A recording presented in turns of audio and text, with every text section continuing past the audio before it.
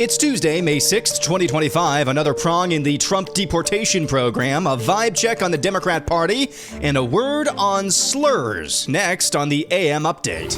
And we're going to get them a beautiful flight back to where they came from. I think people are finally getting the message, if you leave on your own, take advantage of legal programs, come back. We lost the popular vote, and we need to be humble about that. Let me tell you that we know how to use a chair, whether we pulling it up or we doing something else with it. And think about how contrary this is to the example of Jesus. And yet you look at this Christian right, the MAGA Christian right, it is will to power, it is cruelty. Based on your firsthand research, are directed energy weapons real? Without doubt.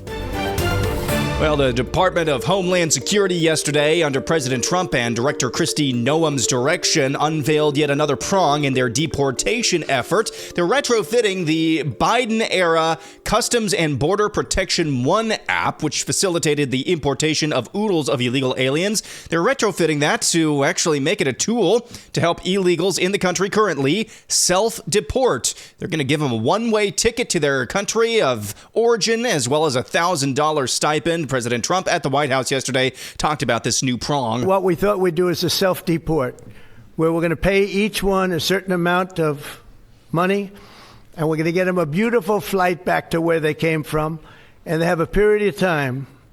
And if they make it, we're going to work with them so that maybe someday, with a little work, they can come back in if they're good people, if they're the kind of people that we want in our company, industrious people that could love our country. And if they're not, they won't. But it will give them a path to becoming, to coming back into the country. Border Czar Tom Homan echoed much the same. I think people are finally getting the message, if you leave on your own, you can take advantage of legal programs, come back. But we have to go through the process of formally deporting you. There are mandatory bars against you for up to 20 years, sometimes forever.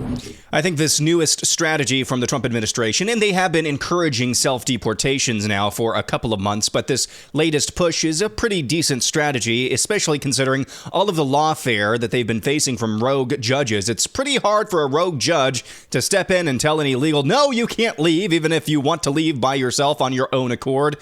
So they're trying to sidestep that. I think that's a step in the right direction. Meanwhile, at the Milken Institute's global conference, Secretary of the Treasury Scott Bessent talked about the Trump session. Not so much. The president believes we can achieve more together. This is the abundant vision he has for the future. He wants everyone to be a part of it. Thousands of businesses are now catching the president's vision.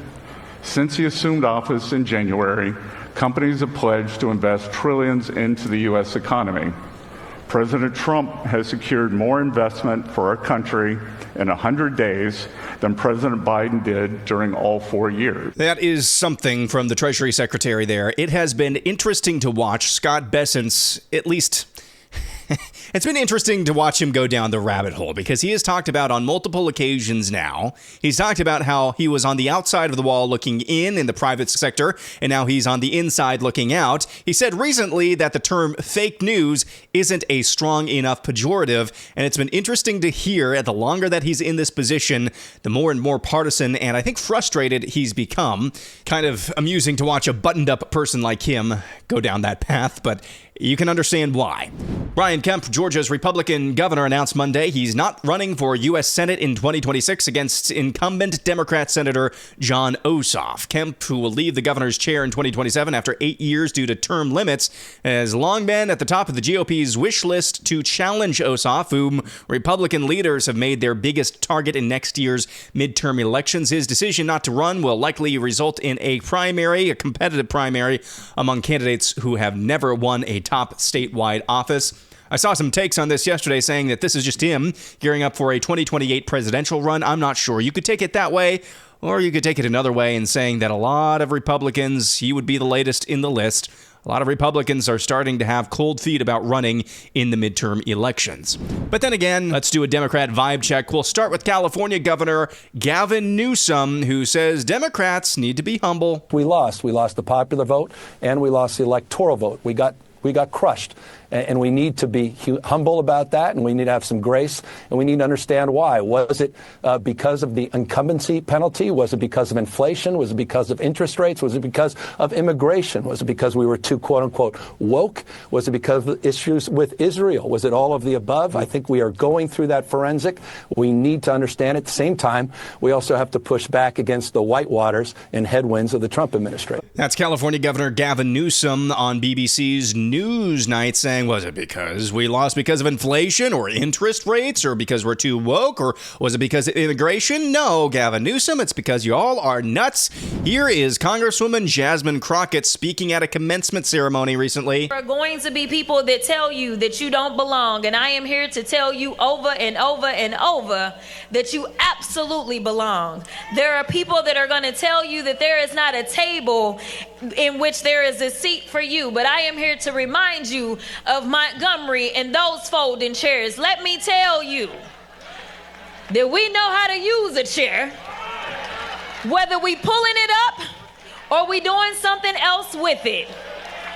Let me be the first one to tell you that I know that y'all are ready to put your boots on the ground. So there is Jasmine Crockett, the dumbest congresswoman. After we heard from Gavin Newsom, California governor, why did Democrats lose the last election? Cut to Jasmine Crockett. We're going to hit y'all upside the head with folding chairs. David French, another wing of the Democrat Party who once fashioned himself some sort of conservative, went on, of course, MSNBC and lashed out at Christian supporters of President Trump. And think about how contrary this is to the example of Jesus, because Jesus comes to ancient Israel when it's under Roman occupation, where the people of Israel are deeply oppressed. And he doesn't come and overthrow the government. He doesn't come and rule in the way that these Christian right people want to rule. He comes in and he loves other people. He serves other people. And he even forgives the people who are executing him as they're executing him. And yet you look at this Christian right, the MAGA Christian right. It is will to power. It is cruelty. It is dominance. Look how they applaud as Trump is cruel to immigrants, just vicious, depriving them of their constitutional rights.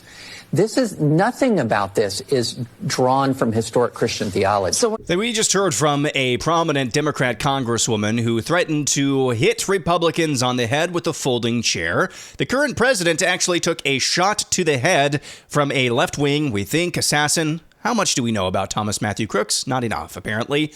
We also have just witnessed a long line of vandalism against Tesla owners merely because the owner and founder of that company has the audacity to try to help with the efficiency of the federal government. Should I go on? Again, there are thousands who listen to this here AM update every single morning. If I ever start to sound like I'm going down the path of David French, you have permission to off me. Also in the David French wing of the Democrat Party, here is Mike Pence, former vice president, who just received the Profile in Courage Award, the JFK Profile in Courage Award, for his role in January 6. I will always believe, by God's grace, I did my duty that day to support the peaceful transfer of power under the Constitution of the United States of America. Not so much. Mike Pence, here he is just a couple of days before January 6th, the video I'd never seen prior to yesterday. We all got our doubts about the last election. And I want to assure you, I share the concerns of millions of Americans about voting irregularities. And I promise you, come this Wednesday, we'll have our day in Congress. We'll hear the objections. We'll hear the evidence. Yeah, that's Mike Pence on January 4th of 2021, making the crowd seem like he was saying, yeah, we're going to do something about this election on January 6th. Don't you worry about it. Now he's out there virtue signaling with his furrowed brow, virtue signaling that he did what was necessary to protect our sacred democracy as he receives the Profile in Courage Award, the JFK Profile in Courage Award. One final swing on our Democrat vibe check. Here is the Congresswoman from Somalia. In jidadkeennii aan wada dhisano, anigu waan ahay gabar Mareykan. This is Ilhan Omar. I'm an American migrant in the U.S. Congress, but I am a Somali girl a girl with your lineage, a girl with your religion. That was a young child taken from her country. What a rough life for you. As we complete our Democrat vibe check, ending in the 51st U.S. state of Somalia. What just a terrible story. Got taken from your home country at a young age, and now you are just handcuffed with this terrible, terrible weight of being a U.S. Congresswoman for the state of Minnesota. For the 51st state of Somalia. When we come back, big things happening in Washington, D.C. in the year 2027, reopening Alcatraz, and I've got a few thoughts on slurs next.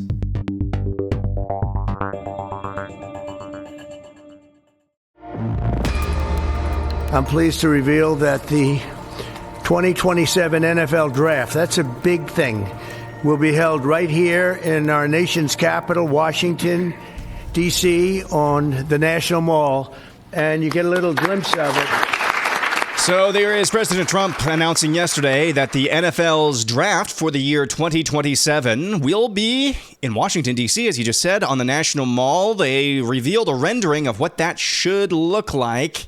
He was joined by woke commissioner of the NFL, Roger Goodell, at the White House yesterday. Also this week, President Trump wants to restore an iconic maximum security prison for his proposed Golden Age, an institution in the San Francisco Bay he regards as a symbol of law and order. Trump announced over the weekend he would direct the Bureau of Prisons along with the FBI and the Departments of Justice and Homeland Security to reopen and substantially enlarge and rebuild Alcatraz to house America's most ruthless and violent offenders. Alcatraz's days as a prison island effectively began in December of 1859 with the arrival of the first permanent garrison. The National Park Service indicated that 11 soldiers were initially imprisoned in the basement of the fortified gateway blocking the entrance road.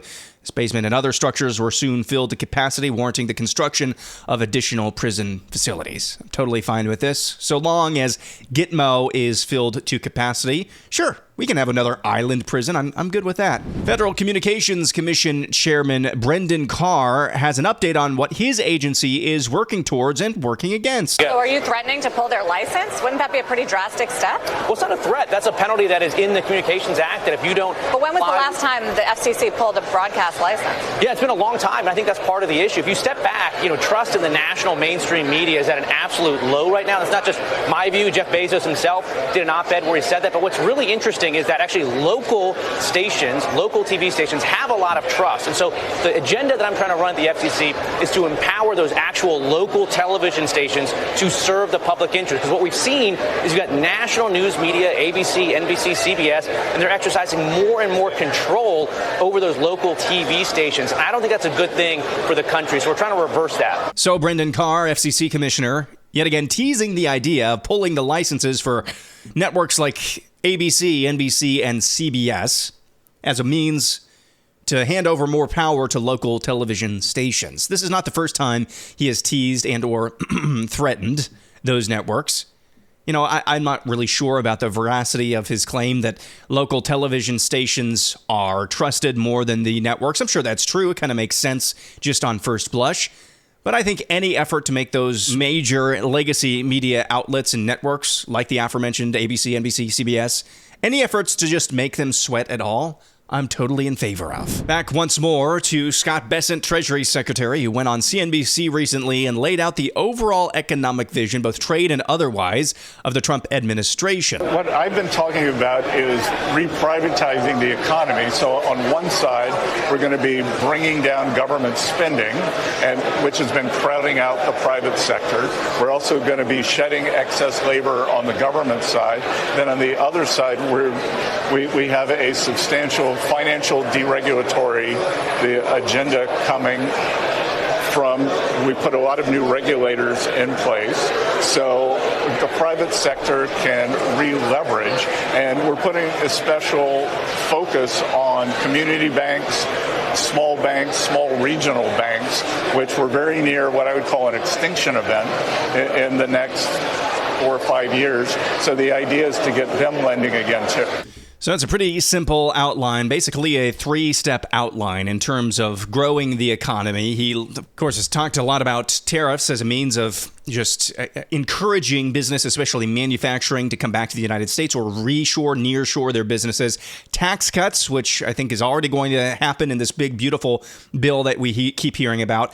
Deregulation and tax cuts kind of go hand in hand. And of course, cutting spending. So I think 2 out of those 3 prongs, if you take tax cuts and deregulation together, okay, I think they can succeed on 2 of those 3, but actual whole cloth, wholesale cutting of government expenses, that's going to be a lot longer battle, but it does make quite a bit of sense.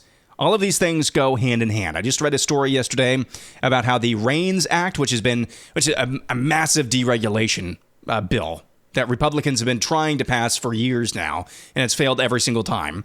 There's actually a chance that that could be passed in the next budget bill. That could be passed. There's actually a real shot at this. So there's your deregulation, another incentive to growing or at least starting businesses. So they're going to have a shot at least 2 of the 3 steps that Scott Bessent just laid out there. Tariffs, tax cuts / deregulation, and cutting spending. Cutting spending, I don't think, let's just say Congress is still addicted. President Trump signed an executive order yesterday banning the U.S. funding of gain-of-function research widely attributed as the cause or the impetus for the COVID-19 pandemic. In that executive order signing at the Oval Office yesterday, the National Institutes of Health Director Dr. Jay Bhattacharya explained why this is a long time coming. This is a historic day. The conduct of this dangerous gain-of-function research, which aims at taking pathogens and making them more virulent, more transmissible in humans, many scientists believe is responsible for the COVID pandemic. The conduct of this research does not protect us against pandemics, as some people might say. It doesn't protect us against other nations. What it does is there's always a danger that in doing this research, it might leak out just by accident even, and cause a pandemic. Any nation that engages in this research endangers their own population as well as the world, as we saw during the COVID pandemic. This proclamation makes it so that most science is actually poses no threat to human populations. The vast majority of science will go on under this as normal. But the fraction of this research that has the risk of causing a pandemic, harming every single person on the face of the earth, we're going to put this proclamation, this executive order puts in place a framework to make sure that the public has a say, that if such a risk is being taken, that only scientists alone won't be able to decide that. That in fact the public can say no, don't take this risk. And I'm really, really proud to be here with President Trump, who's signed this order, ending this research, for the first time putting in place a real regulatory framework to make it go away forever. That is NIH Director Dr. Jay Bhattacharya lauding President Trump's signing of an executive order that not only bans dangerous gain-of-function research, but also, as you heard there, putting into practice a framework for research that actually kind of tangentially or coincides with gain-of-function research, which is something that obviously we have not had, given that we lived through COVID-19. So a long time coming, really past due, but I'm glad action is actually being taken to ban this dangerous research. And now for something completely different. This is independent journalist Catherine Herridge, previously of CBS, where she was great even at CBS. She discussed the concept of directed energy weapons with an expert on this topic by the name of Dr. James Giordano. Here's a clip from her recent conversation with Dr. James Giordano, where he says, yes, they are a real thing, directed energy weapons. Based on your firsthand research, are directed energy weapons real? Without doubt. Have directed energy weapons been used against U.S. government personnel? Absolutely. Have directed energy weapons been used at targets overseas? Yes, ma'am. Are reports of directed energy weapon attacks inside the U.S. credible? Absolutely. These are weapons of maximum disruption. It allows you to get in fast, hit hard, get out, and then, and only then, will the effects begin to be known. How many types of directed energy weapons exist that have been used against U.S. government personnel? To my experience and from my analysis, essentially 3. So we're looking at two forms of sonic weapon. They both use sound and the expansions and contractions of a sound wave as the mechanism by which it's going to disrupt function and structure of various tissues, but they do so differently. And the third was something that was really something of a revelation, and this is the use of scalable and directable microwaves. Who or what is responsible? This becomes difficult. But I think what's important to note is who has developed these technologies and who may be using them in a whole set of practices. Here we encounter, if you will, the big three: the United States and some of its international economic and technological and military allies, our trans-Pacific peer competitor, China, who has developed these types of technologies for a variety of uses, and certainly our transatlantic peer competitor, Russia. So that is Dr. James Giordano in his interview with Catherine Herridge, independent journalist. Dr. James Giordano is the director of the Center for Disruptive Technology and Future Warfare, also at the Institute for National Strategic Studies. You'll recall conditions like Havana syndrome. Various headlines about those in recent years. Well, this guy seems to think that, not only are there what he calls directed energy attacks, there's also three forms of them that he is aware of to begin with. Of course, reports of Havana syndrome, you'll also recall, were very much downplayed during the Biden administration. Well, in response to that report from Catherine Herridge, apparently she's reporting now, the Director of National Intelligence, Tulsi Gabbard, says that the Biden administration's intelligence assessment into the causes of Havana syndrome, quote, are incomplete and in some cases contradictory. Gabbard has now committed to initiating a new report. So, sounds like this foray into directed energy weapons, very much futuristic warfare, as you just heard there, sounds like this is not dead after all. When we come back, I have a few things to say about slurs next. And finally, air analysis, slightly acidic, mostly necessary. I'm about to expose myself as very young, or not very well read, or perhaps a third option. About a year ago, I think it was around this time, I referred to someone who worked, I think, in the deep state, maybe one of the three-letter agencies. I referred to them as a spook because every time I've heard the word spook used as a noun, it was used to denote a ghostly figure or a spy. That's pretty appropriate when I was talking about somebody in the deep state or the intelligence community, except the person of whom I was referring to was black. I did not know that using the word spook when referring to a black person, even somebody who works as a spy or some shadowy figure within the federal government, I wasn't aware that that was a slur.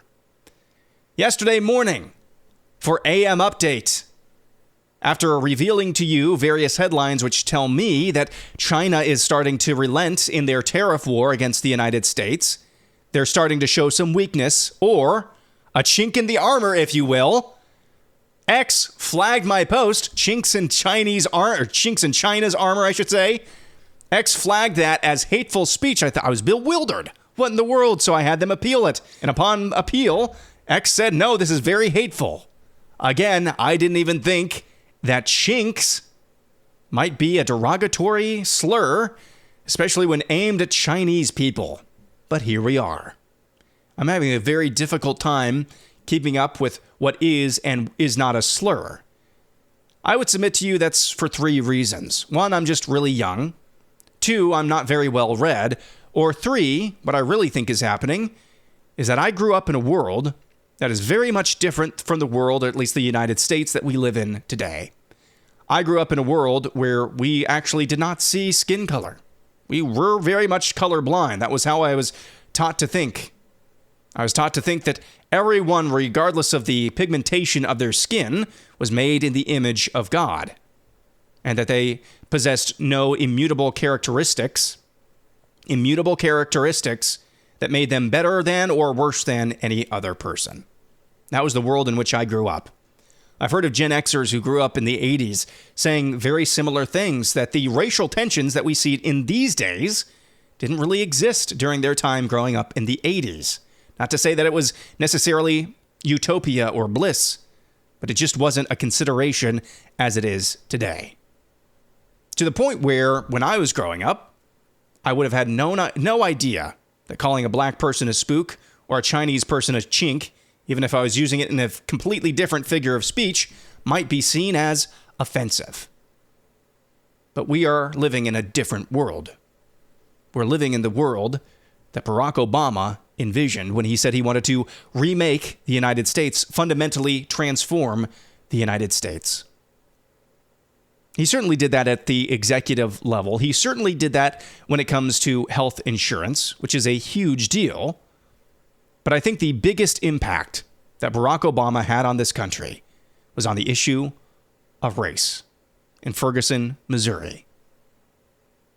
To the point now where it should not be a surprise, I should say, when you see a Minnesota woman with her hands full, taking her kids to the park, chucking a few N-bombs at a black person, and then raising $500,000 on a crowd sharing or a crowdfunding platform in the aftermath, after she was doxxed and harassed online. It should not be surprising, especially considering just a few weeks ago, a black teenager stabbed a white teenager in the heart, and the black teenager who brought a knife to a track meet also raised $500,000 on a crowdfunding platform. This is the world that Barack Obama envisioned. It is.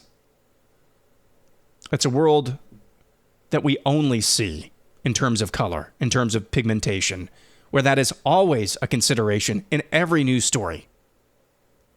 My temptation on these types of things is because I know this is the game that people like Barack Obama, the race baiters, the Marxists, the cultural Marxists that they are, this is the game they want us playing. So my temptation is to, very much like war games, the only winning move is not to play. But we can't do that. When you see injustice, when you see discrimination, when you see a class of vitriol, a class of rhetoric that is reserved only based on the color of your skin, this time, when it comes to people who happen to have white skin, you can't say anything? No. Look at what's happening in South Africa right now. You can't just ignore it. The winning move, not to play? No. No, we're in this game whether we want to or not. Here's what I know is not the winning play. Is to embrace any form of idea that based on the color of your skin, you have a higher IQ or a high propensity for this or a lower propensity for this. Yes, genetics play a factor, but we're talking about human nature here. Based on where you live, the geography of where you live, you might be at a higher risk for certain types of cancers. And it doesn't really matter. It doesn't really matter what the color of your skin is. You might be predisposed to different environmental factors based on where you live. And it doesn't matter what the color of your skin is. We're talking about human nature here and the human heart, which is the same regardless of your skin color. So what they really want us to do, the move that they want us to make, is to make this totally into a racialist game. Totally into you're inferior based on the color of your skin. Doing what Robin DiAngelo in White Fragility did to white people. You are inherently less than because you have white skin. That's what they want us to do with them. That's the game that they want us to play. That's not the winning move. Here is the winning move, though. And you've heard this before, and I think it needs to be reinforced over and over and over again. There is neither Jew nor Greek. There is neither slave nor free. There is neither male nor female, for you are all one in Christ. And if you are Christ's, then you are Abraham's seed and heirs according to the promise. That's the winning move. Embracing Jesus is the winning move. Because I promise you, the longer we put off doing that, the more the racialism on both sides will continue to fester. So no, I cannot fault anybody donating to Shiloh Hendrickson, or Shiloh Hendricks, whatever her name is, in Minnesota. I cannot fault them for seeing the impending doom of just out-and-out racialist discrimination against white people and saying, I just can't let this stand. They're wrecking this young mom. I can't fault you for that. But I promise you, if your motivation is anything other than, we need unity and we need unity now, If your motivation is, and that's why the white race is superior, you're no better than the racialists on the left who are saying the same thing about their favored skin color as you are. So that's a word about slurs. I grew up in an era where I didn't know that spook was a slur up until last year. I didn't know that chinks was a slur up until yesterday. But this is the era that Barack Obama envisioned for us. And yes, I am laying this directly at his feet. Maybe it is just a harvest of seeds that were sown long ago. But that dude was the thresher. He was. And this is the game that he and others like him want us playing. The racialist game. I hate it. I hate it with every fiber of my being. But the only way out of this is through Jesus. That's the only way. I know, it sounds trite. It sounds simple. It's because it is. It's not easy. But that's the only winning move. Because the longer this keeps going on, as I said, the longer this keeps going on, the more stories like what we've seen in the last month, whether it's Shiloh Hendricks or whether it's Carmelo Anthony, the more stories we're going to see like that. And on and on and on we go, circling the drain. That's going to do it for a Tuesday. Hope you have a wonderful day. Back at it again tomorrow. I'm Aaron McIntire, and this is the AM Update.